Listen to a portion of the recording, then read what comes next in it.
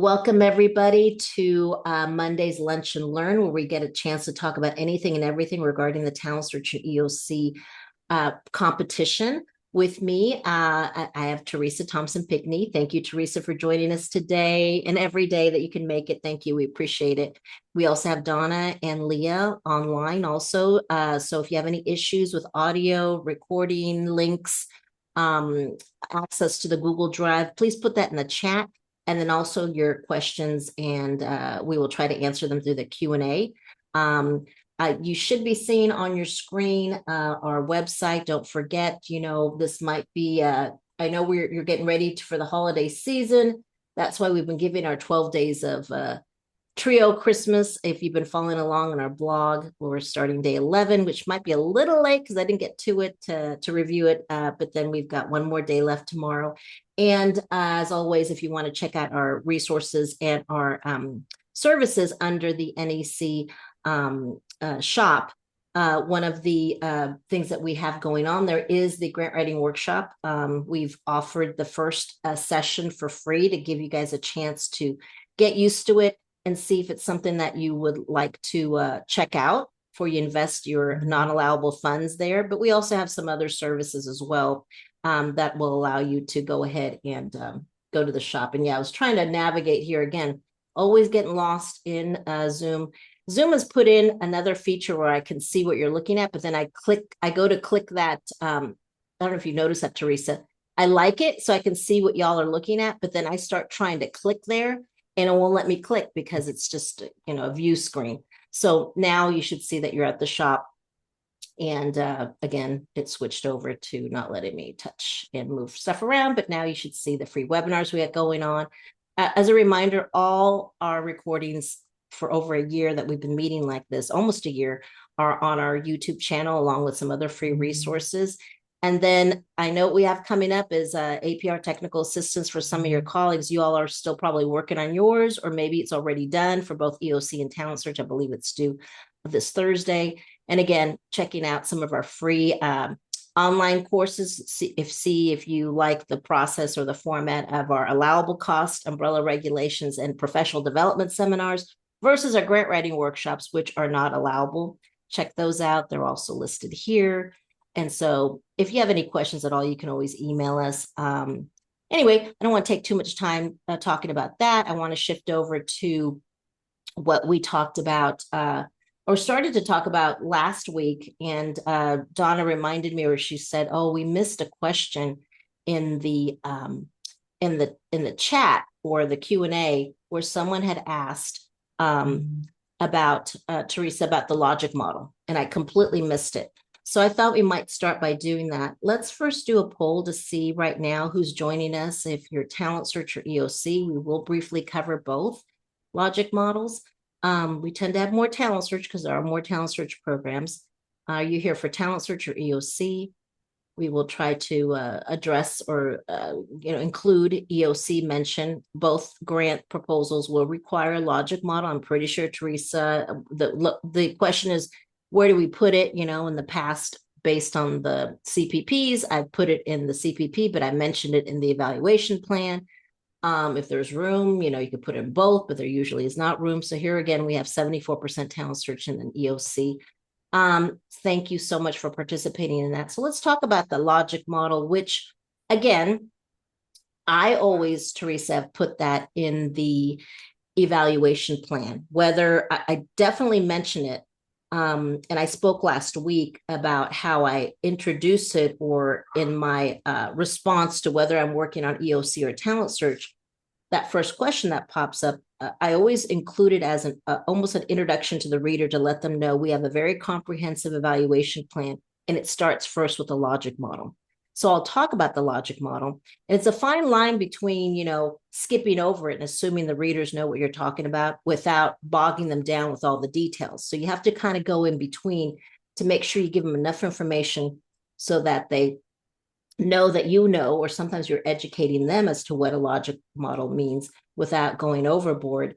But then depending on what the CPPs are going to be, and we're not sure what they are, they may they may have, it may be more appropriate to display them in the separate competitive preference priority response, but you still want to talk about them in the evaluation plan. Um, would you agree with that, Teresa, or is there, a different take that you saw recently with the proposals you just worked on with for another Oh, competition? oh no, definitely. You'd want to mention logic model and do a brief one or two sentences about what a logic model is in your evaluation, regardless of whether or not they ask you for it or not. Just because it really will, especially, I mean, if they don't ask you for a logic model, because there was a time when they were not asking for it, but I Mhm. included it back then. So once they Thank started you. asking for it, that's when because it was in the evaluation section.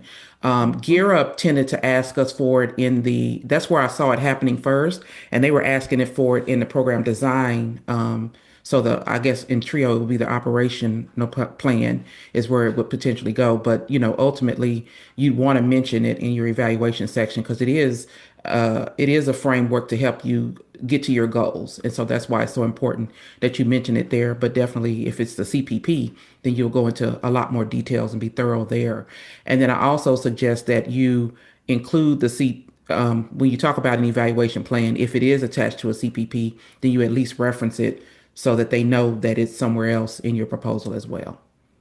That's right. And I'm thinking this time around in the plan of operation, Mhm. to maybe mention it, especially where it talks about the plan to deliver services. I might briefly Mhm. mention as detailed or as listed in the project's logic model that will be discussed in the evaluation plan, yada, Mhm. yada, yada. Just throw it in there, just a little, what I Yeah, call sprinkle the mention of it in there. And are you prepared? Can you show? And then I don't think these logic models are in the specifically in the lunch and learn folder. I will put them in there. They're the older ones, they're the 2021 versions. So keep an eye out, y'all. I will upload these logic models in the EOC and also the talent search logic model. If you could bring up, or do you want Leah to bring it up, or can you bring it up, I can bring Teresa, it the up. I talent can bring search it up. with I me? have it ready. Okay. I have it And ready. we'll go through the just just to make sure we're on the same page. And let me stop sharing. I guess you were able to do that, right? Again, y'all, Zoom did something on it, they did something here. They didn't update and they didn't, how dare they not inform me, to be prepared for it. Just when I mastered everything else, and now I'm all messed up. Um, but I'll put these old 2021, and they're going to say 2021 across them so that you all don't just take it and run with it. Not that you would, but just letting you know, because we're Teresa, last night I made some massive, I thought, oh, I'm not going to make that many changes to a certain section of my proposal. It's fine. And then I start reading it. I said, no, Mhm. no, no, no. And it probably won't look any different to the client, but it's massively different. And there's so many changes that I had to make. So believe me, on something like this logic model, there are going to be so many changes we're making. But let's just talk about the format.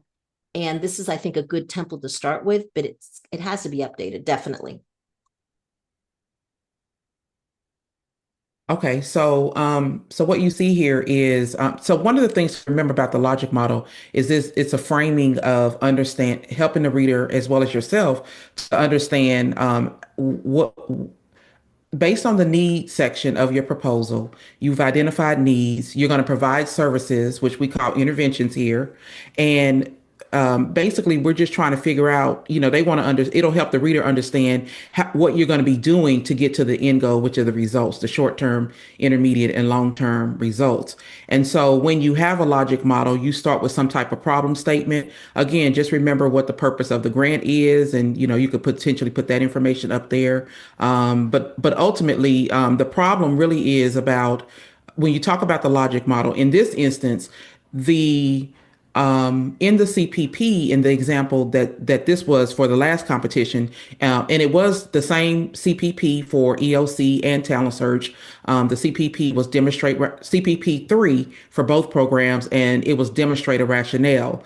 So when you talk about demonstrating a rationale, what you're saying is there's a specific intervention that we're going to incorporate in our project that's going to help us get to our end goal, which is, what you have down here. And so, as you can see right here, this is the actual intervention that's listed for demonstrate rationale because it is a CPP. And so basically, but one service is not going to help us get to the end goal. So you can see how we've highlighted or we've, put in red the one that's specific to the CPP, but we also include the other services that are also going to help us get to the end goal, which is the short term, intermediate, and long term. So when you build out your logic model, you're basically building out and understanding what does it take, what do we need to invest in this project, and so this is a listing of is going to help this project be successful. And so you can see here, definitely the federal funds are getting, the staff, the faculty, whomever is involved in this project. Basically, there are some elements of what you would list here in inputs, and then. As far as the intervention is concerned, a lot of this is basically going to be your required services and your permissible services. And in this instance, because the area was non-cognitive skill building activities, and so here you'll see, like I said earlier, where the CPP fits in here. And then you can see, even if you move across, you can see the outputs for that CPP. You can see the short-term outcomes, which ultimately have an impact on all of the outcomes of this particular project. So you can kind of see how we've built it out to where you can see how that CPP is being responded to, but also you can see that the logic model is not just for that one activity. But because we're trying to demonstrate rationale in this instance, that is why you see the continuum here. So in all logic models, you have your interventions, which are basically your permissible and required services that are going to help you get to your end goals. And then you have your outputs, which are basically, these are basically numbers. These are counts that you're going to, outputs that you're going to see. For example, the number of students identified, selected, and served, that has an impact on whether or not you are successful in your project, because if they're not identified, if they're not selected, and they're not served, then ultimately you're not providing services. So you're not going to get to these goals. So if you take a look at these are just generally counts that you'll be taking in your database. You might be able to track some of these counts. And if not, you'd want to make sure that you're able to show that you're getting these counts while you're implementing your project. But from this perspective, these are the things that we plan to that will help us identify what is happening as we're providing these services. And then you have your short term, which is basically what you're doing now. So as a result of these activities, what exactly is happening by the end of these activities to where you see some type of outcome. So here you'll see increase in 21st century employability skills. You'll see academic improvement in STEM, rigorous secondary school programs of study courses. So basically what you're doing from a short-term perspective, if you're actually identifying what is it that you hope to see as a result of them participating in your activities. And then the next one is where we tend to put, at least I do the same as you, I tend to put all of my objectives here. So the standardized objectives, we list them here because they are measured on an annual basis. So on an annual basis, we're reporting on this information. So this is a great place to put your objectives. But regardless of where you put your objectives, you should list all your objectives in your outcome section. So this is the outcome section. And then ultimately the long-term impact as a result of the work that we're doing in this particular program, which is Talent Search. These are the long-term outcomes that we project to see as a result of the work that we're doing. So this is a great picture for the reader to see exactly what your project is about. And this is what you've been talking about in your proposal, but they get to see a snapshot of what you've actually said you're going to do. At the bottom, there's always going to be some assumptions that happen when you're working with your participants. So here, the example is we're going to, we expect to see higher secondary school persistence rates and higher post-secondary enrollment rates. One of the things that I like to also add is, we are assuming that students will participate in our projects. We're making assumptions that, the services just really the students are going to be participating. And then you have your contextual factors, which are, what are those things outside of your locus of control that may have an impact on your ability to do this work or to get the outcomes you're trying to get to. And contextual factors that are listed here is there may be a decrease in funding, or there may be level funding for talent search, and that could potentially have an impact on whether or not our project is successful. It could be lack of parental support. So the parents are, if the parents are not requiring their students to participate, or their engagement is not at the level that we need it to be, then it may have an impact, or they're not signing the form for students to actually be the application. So we're making the assumption that this is going to happen, and if these things don't happen, then it can have an impact on our success. So that's an overview of the logic model. So this is an example of talent search. So I do want to show you an example of EOC. And so here with EOC, a logic model is a logic model. They pretty much have the same formulas. It's just written and it's targeted toward a specific, the specifics of your particular project and what you want to see happen. So here you'll see, some of the same elements listed here. Without these inputs, then these potential activities and services would not be provided, and therefore we would not get to the outcomes that are listed here. So you can see here, another element is, and I think I may have missed it on the last one, but here you'll actually see where, there's the required services, the permissible services, but within the logic model, you'd also want to list out all of your CPPs. I think because the other one was bolded, I was only focused on one CPP, but here you'll see where the CPP one, you want to make sure you list those CPPs in your interventions in addition to your required and permissible services. So basically, if it's not a required services and it's not explicitly a permissible service explicitly, if it's a competitive preference priority and you're writing to it and you're responding to it, then it becomes a permissible service. So again, you can see that they're actually identified 1, 2, and 3 from the EOC proposal.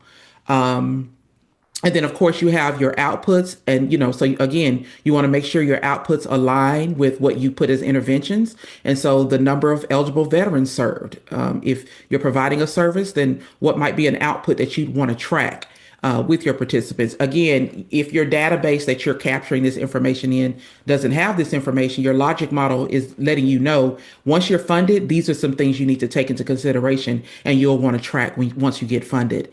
And then, of course, your short term are going to be those more immediate types of improvements that you're wanting to see. And then your intermediate, you can see where we've actually, in this example, let me see, I don't think in the other example, yeah, we Right. didn't list And the this actual one, percentage. Yeah, yeah, yeah, this one with actual yeah. percentage. Yeah. So in this one, they actually listed the percentage. I do in my trio grants, I do list a percentage because Mhm. I just feel like it just makes sense. And I feel Mhm. like we've already put it in the proposal anyway. You have the information. So, you may as well go ahead and put your objectives, the percentage of the actual the measure for the objective is even more telling about your project. And then, of course, you have your long term, and these are your long term outcomes that you're wanting to see as a result of the work that you're doing in your TRIO project. And so that's really what the logic model is about. So, do we have any questions or comments? Or I don't think Lisa, we do have you any have anything you questions want to quite add? yet. What I wanted to add is just so I can translate this, which you've already done, but just kind of Go ahead. Yeah. for that evaluation plan. Last week I was stressing, when I looked at it, I was trying to make sense of the question because sometimes the questions like overflowed into the next one. And I was like, what's the separation? What do you mean this, then this?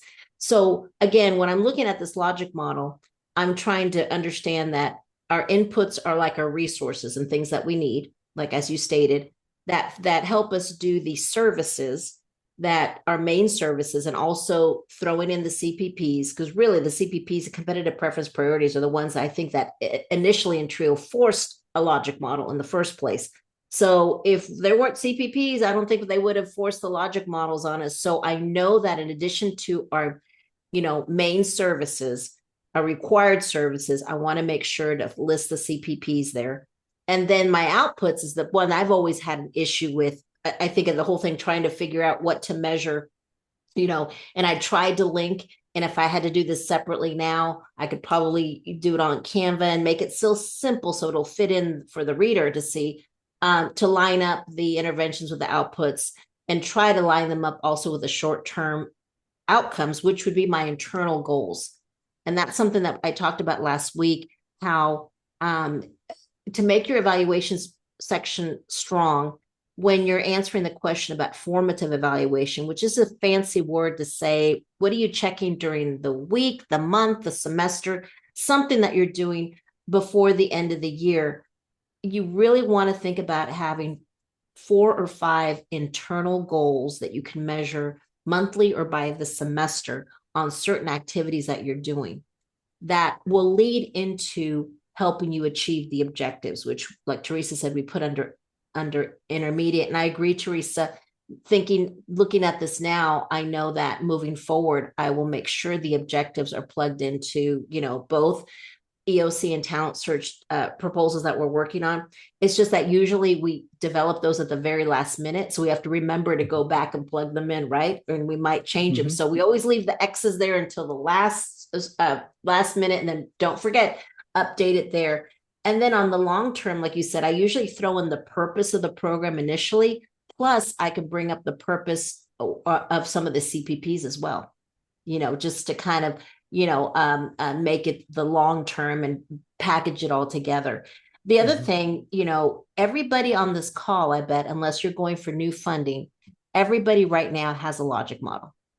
This is the old one. So go back on your proposal, find it. It may be in the CPP. Hopefully they talked about it. I'm sure they talked about it in the evaluation plan, but then they refer to it as illustrated in the separate CPP. So talk about it. Let the reader know, hey, I'm talking about it right here. It's going to be displayed in the separate CPP. So look at it, take it out. Like, just this is the old version. I'm going to start with this and do something different with it, in the sense that I'm formatting it a little differently. Now, there's only so much I can do I think it should still stay one page and maybe be a little bit boring and simple for the readers.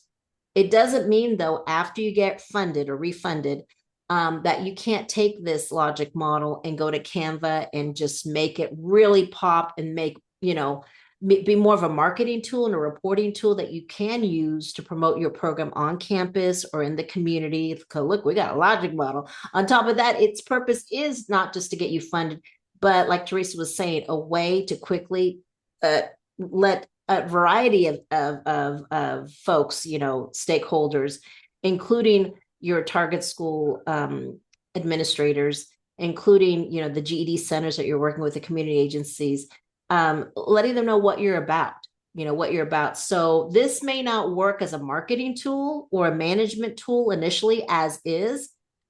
It's set up to get you the full points in the past, so that a logic model will be displayed, but you already have something in place. So update it, make it, applicable to the competition once we find out what the CPPs are. Definitely keep it simple, not hard to read for the readers, because they want to be able to look at very quickly and pick up all those pieces. But then you also want to think, I really should be utilizing this for reals. Once I get funded in management of the program, marketing of the program, the evaluation of the program. So I guess what I'm saying is, get beyond the point of using it to get funded only, but get to the point that you're actually using it for reals. And Teresa, I don't know if you want to speak to that. It took me forever to kind of understand that concept. Yeah, I used to train on it when I was teaching program evaluation at Duke, and one of the things that I'll share something more recent. So, working with the Gear Up project, and they've been starting up their project, and they've been meeting with principals. They show them the logic model. And the Mhm. principals, the superintendent, everybody that they've ever presented it to are like, we got it. We understand what you're doing. So literally we've turned that document into something, well, they've turned that document into something that really does allow for them to apply what they're doing. They're using it for their staff trainings. And so again, this is a tool that you can potentially use once you've been funded. You use this tool to help you explain who you are, what your project is. You make some tweaks along the way, but this is a solid document to really help you tell the story of your project. Potential And you can, funders, yeah. Mhm.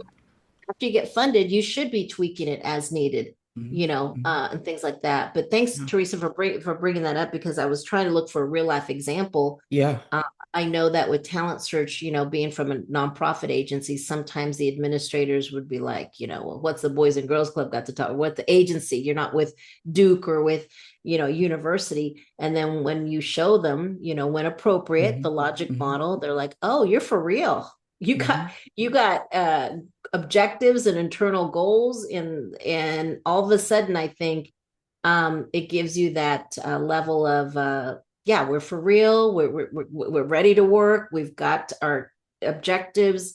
Sometimes, like you said, they don't know, and it gives them a good visual representation so they can Mhm. easily, not easily, but in one look, say, "Oh, Mhm. I got you now. I can see the Mhm. connections." And a lot of times, more than nowadays, I see people are more visual. They hear you, Mhm. but they don't really see you or hear you until they can see this setup. Would you agree? Mhm. Yes, definitely. So Definitely. great. Do we have any questions out there? This will be loaded. I will upload them later this afternoon to the Lunch and Learn, the old versions, not the new ones, but the old versions. And I'm going to put 2021 across them. So, that's what I don't know if you go through this, Teresa, but sometimes I'm like, yes, I'll share it with you, but it's not, I wouldn't turn it in as is. I would not turn this in Definitely. now. Mhm. Yes, but people thought it was the bomb, really great last 5 years ago, but so many things have changed. And people say, well, the questions haven't changed. I said, even if the questions don't change, answers, the way we answer every single question moving forward, especially the executive orders and the current Mhm. climate. I mean, I'm having to go through, Teresa, and double check and reword things over and over again. I found so it wasn't as easily a process. It's time consuming, but I Mhm. feel Mhm. really good about what we have. But anyway, so this, has not been touched in what, almost 5 years. Yeah. So look at it as a guide, but please update it and make it your own. Okay.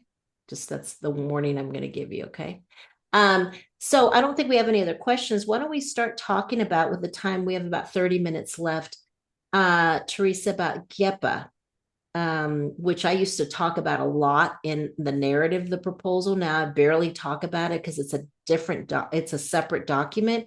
And it's looked the same for since you and I started back at the Boys and Girls Clubs 30 years Mhm. ago. It didn't change until recently.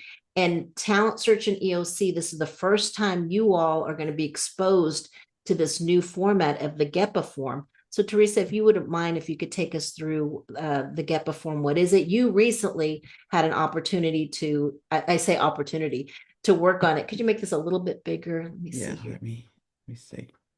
Yeah, thank you. And it wasn't, it used to be, I'll tell people how it used to be, right? For those of you out there that have been there for more than a minute, your agency or college would have one like document, either a Word or PDF document that they had for almost 30 years, where how they said the institution or agency would provide equity for students, educators, and other program beneficiaries as one entity, as an agency or an institution, and we all use pretty much the same exact PDF, and we would just upload it. Well, that changed dramatically. And, we typically, as grant writers, don't get into working on the forms or documents that don't get scored. Like we work on the narrative, these assurances, the table of contents, the program profile, this form, we used to say, oh, we don't touch those because they don't get scored. You just have to do them on your own.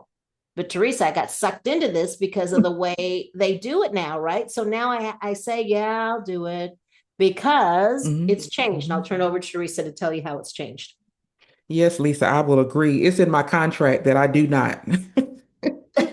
I do not do these forms. And again, the last minute, I always end up doing them. Yep. So I end I've up doing it. accepted So that. now, I'm gonna leave it in there. I always mention it to them. They're like, "What are you talking about?" I have no idea. And then when they look at it, they're like, "Okay, I'm even more confused." So Yes, yeah, yeah. So yeah, we're it's stuck. We're stuck doing it now. we're stuck with doing it. Yeah, I agree.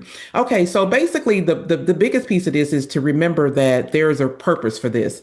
Because, if you look at, some of the questions, you'll see where it says equitable access and things of that sort. So, we've talked over the last couple of months about, just being conscious of being in alignment with the executive orders and things of that sort. And so again, you still want to be conscious about your responses. We can't change what the question is, but we can, we are responsible for what the responses are. And so just keep that in mind based on what we've talked about over the last couple of months. But ultimately, what you're doing here is, we want to make sure we're clear about what the intent is. The intent is to ensure that projects are intentionally designed so all participants can access your project. So it's about access, and that's where when we move into the first question, you'll see that that's basically what the question is. So it says, describe how your entity existing mission policies or commitments.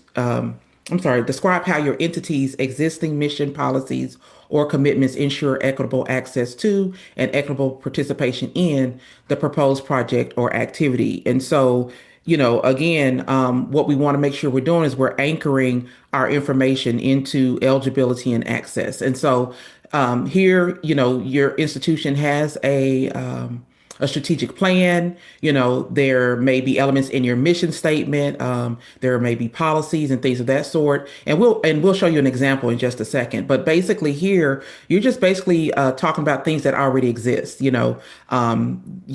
you're at a university, you all have online learning opportunities. So again, you're just in general talking about, what exists at the institution at a high level as far as their mission policies and commitments to ensure that people have access to, and they're able to participate in the project. So specifically for EOC and Talent Search, there's something in that strategic plan that aligns with what you do. And so it's just a matter of understanding in the strategic plan what part of the plan or what goal are you working toward in your area, and it's usually outreach or something of that sort, and then you tie it with that particular uh, um, strategic priority or what have you. So we'll show you an example in just a second. So that's one tip there. The number two, based on the proposed project or activity, what barriers may impede equitable access and participation of students' education? I'm saying students, educators, or other beneficiaries. Ultimately here, you're just trying to demonstrate that you have realistically examined who might be left out of your project and why, based on the contextual data or lived experiences of your participants. So again, here you're just, making the reader or making the Department of Ed aware of, what access issues may exist, and, what are you doing to combat some of those examples. So, Teresa, I wanted to mention that before it could be a general statement, kind of across the board for all your programming, no matter if you were McNair or Talent Search or Gear Up, but starting pretty much in the middle, toward the end of question number one, when they talk about the proposed project or activity. See, they never asked that way before. And then definitely number two, we used to answer in general, but now we have to tie it into the specific, some mention or some connection Hmm. to our the proposal. Correct, Teresa? Hmm. It's just Hmm. that's why we get sucked in. Me and Teresa get sucked in having to write this a lot of the times, or provide a Hmm. template at least. Hmm. And if you think about the eligibility, the participants that you serve are low income, first generation college students, and some of them have disabilities. And so those are potential barriers that may impede them from accessing your project. So, you just want to be specific. And like I said, I encourage you to stay grounded in eligibility and access when you're responding to the and giving examples. And then as far as number three, based on the barriers identified, what steps will you take to address such barriers to equitable access and participation in proposed project or activities? And so, these are some of this is some of the stuff that you've already written in your proposal. So for the work that we do in ELC and talent search, providing flexible services, providing multiple delivery formats. You have virtual options. You continue to have some of those options that we had to build out during the pandemic. So those are some of those flexibilities with regards to services, online modules, different delivery models, be it face to face, be it hybrid, be it, online. Just showing that you're being proactive with regards to what you're building out and what you say you're going to do. And then, of course, another potential activity, is the training your staff members on how to serve students that that are overcoming barriers, or that have the barriers that you've identified. Let's see. I am on number 4. What is your timeline, including targeted milestones for addressing these identified barriers? So again, at the beginning of the year, we do these things when we're recruiting students. You could go into some of those details. You could talk about, over the break, you follow up with students to what, at the end of the semester, you follow up with students. You could also talk about your interventions. You meet with students. You have an open door policy. So there's so many different ways in which you could build out you don't have to list necessarily dates, but in our proposals, we do talk about beginning of the year, mid-year, end of the semester, and some of those in the summer and things of that sort. And that kind of gives some elements of timeline. So what I'm going to do now is show you all an example a of a GEPA statement, a GEPA responses to GEPA. Let me see. How can I make this bigger? All right. So here you'll see some examples of responses, and you'll have access. This is already in the shared drive, so you already have access to this. But basically, you can just kind of see some basic information about your institution or your organization. And then here, this is the name of the strategic plan for the institution. In the forward superior strategic plan, the university demonstrates, and it kind of goes into some of those elements of that. Again, you might go specifically into some of the details about, which priority your project fits in, because, you're a pre-college program or your access program. So it may look a little bit different as to how you word it. But, ultimately, I would say grounding it with the institutional strategic plan or organization strategic plan is probably your best bet. I see here the university does not discriminate. What I have tended to do is I don't list all of the different protected classes and things of that sort. I just kind of stick to the university does not discriminate against students, staff, and faculty uh, based on the protected classes, or based on just period, just put a period there. I tend not to list them out because I don't, I just want to make sure that I'm not putting any words in here that may appear to be that we're favoring anyone, even though it specifically says that. I've just kind of steered away from giving the examples of the protected classes. I just may just say the protected classes, or we do not discriminate. And the reason why this is important is because I had a note about this. The reason why this is important is because you just want to stay away from political elements that you cannot control for. From my understanding, of course, there's no scoring related to this, but again, I just think that we should be cautious with our responses, just as we're cautious with our responses in our proposal. And you can still get to the point. You can actually still provide the information and respond to the question without specifically identifying all of the protected classes. Mhm. Exactly. And it is so true, Teresa, about how this is not part of your narrative in your proposal, the Mhm. 65 pages. It is a required separate form. And I know you guys have heard of people that got canceled recently. There are more than a few programs that got canceled, not because of what was in their narrative, but Teresa, what they had in their GEPA statement, the response where they, back in the past had written was accepted and then was kicked back out. So it wasn't Yeah. even in their narrative of their proposal, but it was here in their attempt to make sure they address this question. So when you guys look at your old GEPA statement, if you can find your grant application, And I found ours for a couple of clients, and I'm so glad, we dodged a bullet because some of that language, I mean, a lot of it would probably cancel us now. And somehow they Mhm. didn't catch it or for whatever reason. But anyway, just wanted to make sure that y'all have to be very, very careful about this, thinking that even though it's not going to get scored, it will be read. People were reading them. And ultimately, what you're doing here is you are, I found my note, you're describing actions, not ideology. This is not the time to be thinking ideology. And I would just say that in the whole proposal. Ideology is your ideology, what you believe and what you feel.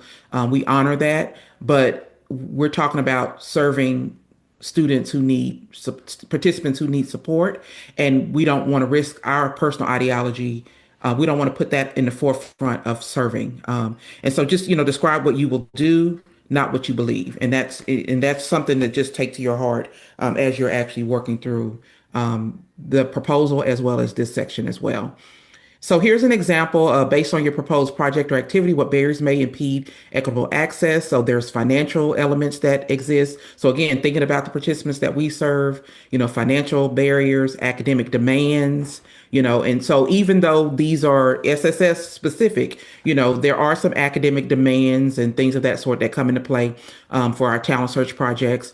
Personal obligations, again, thinking about the obligations of students and their parents that are in your talent search project, EOC, the personal obligations that they have as working adults and the communities that they live in or what have you.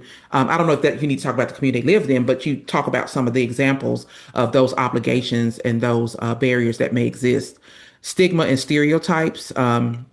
So, this speaks specifically to low income first gen and those who have disabilities may experience stigmas or stereotypes at school. And so this is an example of one that I think is a little on the creative side, but it's definitely something that's true. Inadequate information, students may get the wrong information about being eligible for your project. So you've got to be out there at the front, making them aware of who you are, what you do, and just basically just making the reader making the department aware of that you will make sure that students have equitable access. Did you have anything to add, Lisa? I was just thinking that, this is something that y'all can start writing now. Definitely. You're the objectives of the program. Your plan of operation. This is something you should start looking at now so you don't have to worry about it later at the stress, getting everything in, numbering pages, and then working on this. I don't think so. Get working on this now. Um, right? I mean, I've never Hmm. done that before, but I'm changing the way I work on stuff. And we do have a gear up version in the Google Drive that's closely related to what talent search might do. So you could see the main thing, like Teresa's saying, is it has to be specific to the project. It can't be generic anymore. Hmm. So you have Hmm. to work a little harder to make sure there's a connection between this and your narrative. But like I said, it comes from your plan of operation. So you pretty much know your plan of operation Hmm. already. Use your Hmm. current one as the draft to kind of formulate something so you get something in writing and work on it in Hmm. a Word document because the way it works, right, Teresa, you copy and paste into it Hmm. Yeah. when it's all Yeah. said and done. Okay. Yeah. Yeah. And we have a question. Will this be in the Google Drive? It's already in the Google Drive. It's already there. If you go It will have to, look for the GEPA folder. It will also, oops, there is there it also is. already a gear up um, version Yep. as There's the gear well, up version.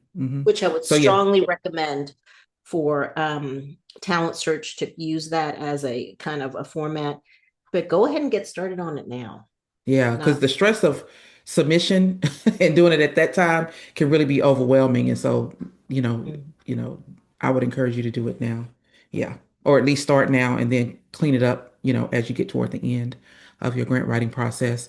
Number three, based on barriers identified, what steps will you take to address such barriers?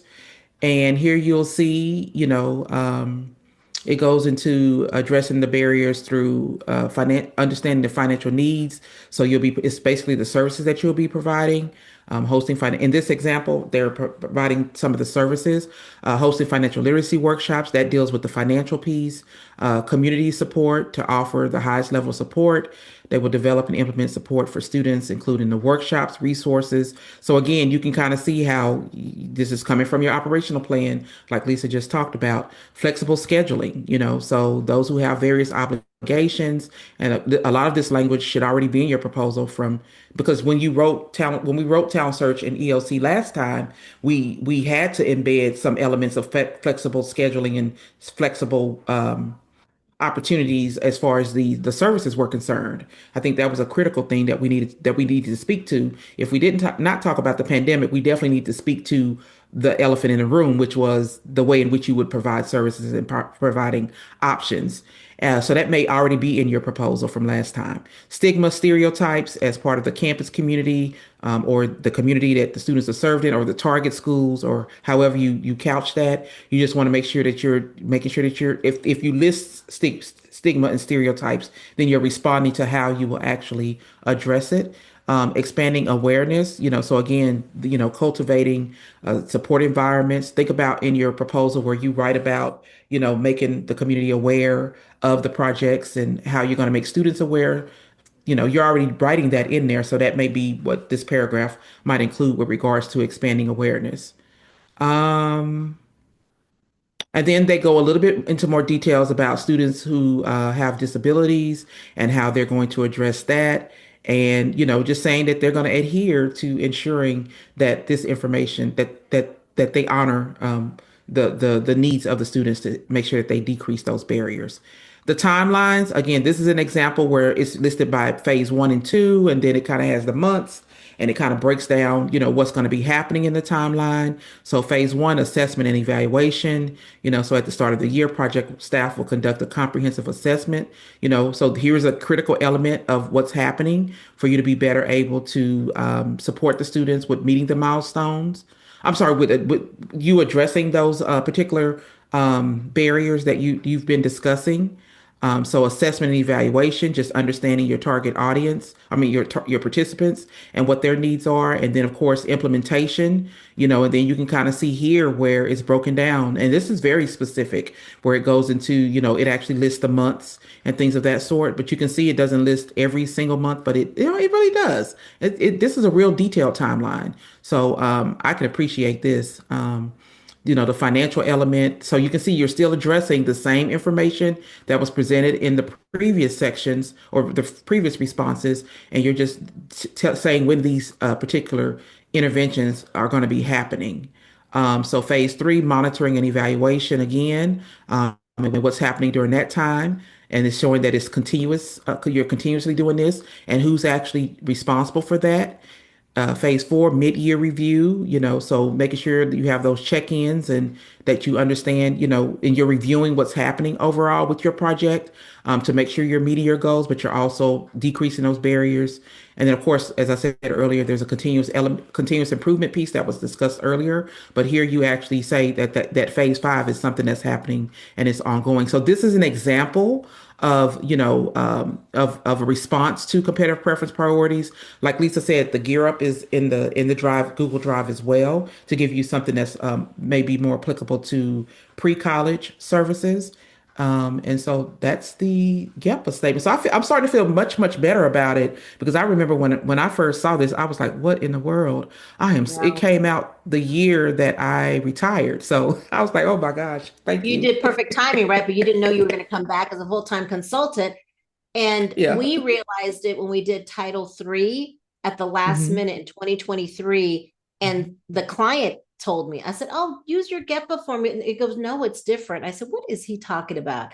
There was no fanfare. There was no big announcement. It snuck up on us. And at the last minute, Teresa, I was looking at this going, what the heck? Hmm. Wow. It's almost, Hmm. to me initially, I thought like an extra section on the proposal, kind of like a little overview, like an abstract kind of thing. But then I had to focus on equity and come up with a timeline as to when we're going to do these things. Wow. Hmm. So you don't want to do that at the last minute. And we needed at the time, Teresa, there was no template. So we we're like, what do Correct. we base it off? What do we base it off? Now we've got the SSS down under, under our belt. Now we've got a couple of gear up competitions under our belt. Now you've got the fifth speed that just happened under Mhm. your belt. So we're getting more and more used to it. But of course, if this is your first time working on it, believe me, that's why we wanted to make sure you were aware of it. We wanted to make sure to give you some resources and some visual represent, samples. Do you mind opening up the Gear Up one, the Gear Up GEPA? I think it's the June one there. Okay. And I wanted to make Go you all ahead. aware that there is a Oh, training that's available. So, well, someone just told me the training video is the link is not working anymore, and I just checked it a little oh, while ago. So I don't know if they're revamping okay. it, Teresa, because it was done before the executive orders. I'll double check Hmm. on that. But yeah, I was, it was a good overview. So I said they must be revamping it. So here's, and it doesn't have to be long, right, Teresa? It doesn't have to be Hmm. long. Mm-mm. It just Mm-mm. needs to answer. And here's just an example, which I think is more relatable to talent search on how this university or this can be an agency, how they, well, not for Garrett, that has to be an institution, but how, as the leading partner, how they address that first part, which, people go, yeah, not too much. But again, there's some language here, Teresa, that could Hmm. be, questionable, even though we went through it right before we submitted it. And then the barriers down there. And so they talked about limited awareness, transportation limitation, communication needs, that kind of thing, time constraints, access to information. And then what are they going to do? So you have to bring up some of the issues and then some of the ways you're going to try to do that. And then some of the other steps there. But you can see it ties into bringing the whoever, not necessarily, I don't think the reader's going to look at this at all. I Right. don't think the reader, it'll be the department or whoever is going to be in charge, but now we're bringing them back to this. So see how it's written there, and that information and so forth. And then what else the university will do to offer to that. And the timeline that they have down there is just kind of similar. See how phase Hmm. one, phase two. So Hmm. you might want to use those same headings. There's nothing wrong with that. And just taking them through that and following that. So there you go. So there's got to be it's kind of a little, like I said, a review of based on access. And like Teresa said, you worded it so greatly. It's don't tell me what your ideology is. Tell me what you're going to do. Right? Don't say because of this or the way we feel or the way we look, our belief is or things like that. Just tell me what you're going to do, um, and straight to the point. And of course, you want to make sure you take it through the executive orders or the trigger words. Make sure you take all of those out, and you can start drafting it now. People are asking me on the question, when do you think this is going to drop? I said, I have no idea, except I have to prepare myself as though, Teresa, I'm acting like it's going to be due at the end of January. And I have to do Hmm. that. Not that it will be, but y'all, we can't push it that far back because then we're going to run out of money, right? Waiting for it to get funded, right, Teresa? I mean, Hmm. the later it goes in, the more likely that it'll take them a long time to review. And I don't want to be in September without an award, notification. So as much as we may say, oh, I hope it's later. I hope it's late. No, you don't.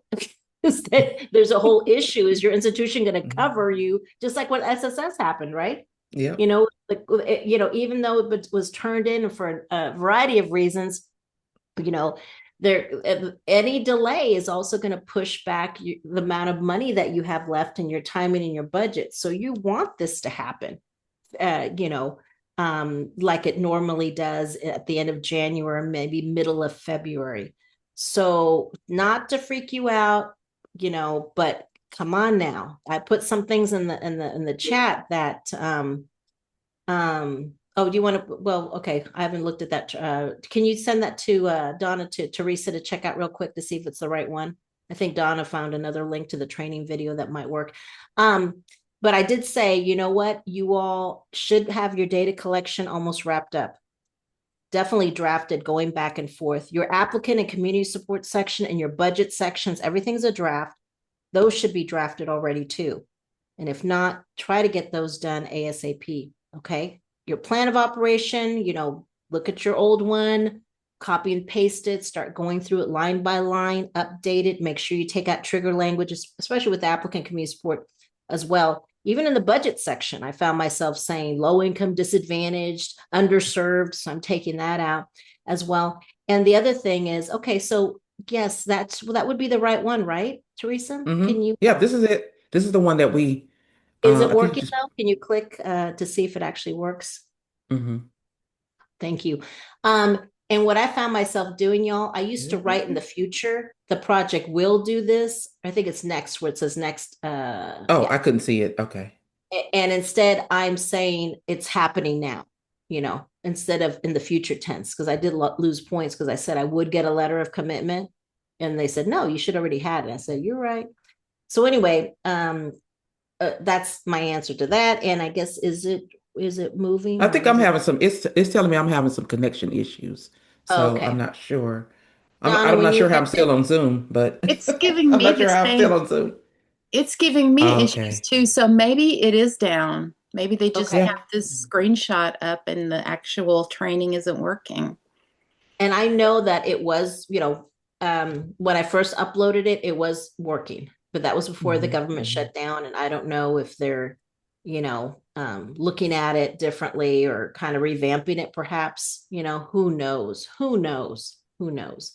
But let me go Sorry, ahead and I check thought that. I was helping out, but it turns out it's not working right. No, no, it's not working, but I don't know if that's temporary. I've noticed some other government websites, FYI, that I tried Hmm. to make a Hmm. payment on some sort of government deal. It won't let me. And I'm like, hey, how am I supposed to pay you if the link doesn't work? And it says, sorry, we're experiencing something, but this doesn't even give us a message, but we'll look that up. Let's see if we have any other questions. And again, not to freak y'all out, but just, you don't want to come back and yell at me and say, why didn't you tell us this could come out at any time and it could be a quick turnaround? Okay, I'm telling you, this can come out at any time and it could be a quick turnaround. That it could be due at the end of January, right, Teresa? That could Hmm. happen. And Yeah. part of me, Yeah. strangely enough, wants that to happen because I don't want y'all to run out of funding, right? Out of time, when it gets turned in. I mean, they've got to read them, get them back to you, hopefully before August, so that you have GANs coming in so that your institution agency knows that you've been refunded. There's no new questions. What I mean is in the GEPA is asking new questions, but not in the someone asked not in the narrative. So again, another reason why we should be already working on these things, because there are no new questions. We don't anticipate new questions at all. Maybe definitely new CPPs. So work off of the old questions and the old RFP for 2021 minus the CPPs, but revamp your entire proposal, your answers, look through them again, make sure they don't have any trigger words. And also, like Teresa said, instead of, what our ideology is, what's my ideas, this is what we're going to do instead, Teresa. And I think you worded it differently, of course, Mhm. but if you could put that in the chat, I think that's awesome. When you're looking at something, make sure that's a difference between, is this what my idea is, or is this what we're actually going to do? And that's how you want it to come out. So no new questions in the RFP under the standard sections, but your response must be new, okay, or revised or improved, okay. You cannot just turn in last year's proposal, not last year's, last time, the proposal last time around. And Teresa and I are finding that out. Believe me, as grant writers, describe actions, not ideology, right, Teresa? We believe me, life would be easier if we could just use everything for last, time 5 years ago. And I think initially I was thinking, oh yeah, not a big deal, perfect scores, yada yada. And then I started looking through it and I said, oh no, it's a whole new world. Mhm. The questions are the same, Teresa, but my answers have to be very, very different. Yeah. And I mean, and I think the fortunate part is that we went through that rigor with Gear Up. Mm-hmm, We had to mm-hmm. resubmit three times felt like. Right, 3 times. And Teresa and I've gone through it. We've gone through it. For a lot of y'all, this will be your first time. And Mhm. when you go through it the first time, it is the most, it is stressful. It's new, it's different. That's why NEC and also Teresa's here to help. So if you all need, put your email in the chat, Teresa, if you can, and you can always contact her through through NEC. Some people I think would need help with the GEPA statement or the logic model, and Teresa, if you're available, we usually do the package deal. We don't do just certain sections. But if you need the help, it's out here now. Most of the time, if it's about a proposal, it's not an allowable cost. So you have to keep that in mind. Just like that's why we're meeting right now during lunch, because we're not supposed to be talking about anything regarding a grant competition while we're on federal time. So this is why we do it then. And some of y'all will be listening to this after hours or on the weekends or whatever. But there is help if you need it. So just let us know. Anything else you want to add, Teresa, as we wrap this up? No, just know that I think we should be cautious about expecting a 60-day turnaround when the grants are when the RFP is released or the notes inviting applicants are released, because again, we just cannot be comfortable that it's going to be a 60-day or 45-day turnaround or even a month at this point. So just keep that in mind, that you Mm-hmm. really should be focused on trying to get as much done as possible now. Don't you love that? That truly is our Christmas gift to you all. To just, sorry, but 'tis the season, right? Mhm. With everything else going on. So I know what I'll be doing over the break. Not that you have to, but I know I will have to because I'm in that situation where I'm putting that internal deadline on myself. And think Anyway, about all the other stuff that's going on in January. So again, in higher ed, K-12, that's your startup time as well. So to right, have a short exactly. turnaround time is really a lot. Yeah. Yep. And we're so used to having long term, 60 days, 45 Mhm. days. I think those days are gone. So we need to step it up and get ready. So anyway, thank you all for joining us. Hope you have a very Merry Christmas and look forward to seeing you all in the new year. You can check out our website and also the YouTube channel videos. If you need anything at all or have any questions, don't hesitate to send us an email. Thanks, Teresa, so much. Good to Right. see you. Thank Right. you, Aaliyah and Donna there, and thank you all for joining us today. Okay, thank All you. right. We'll end the Bye-bye. recording now.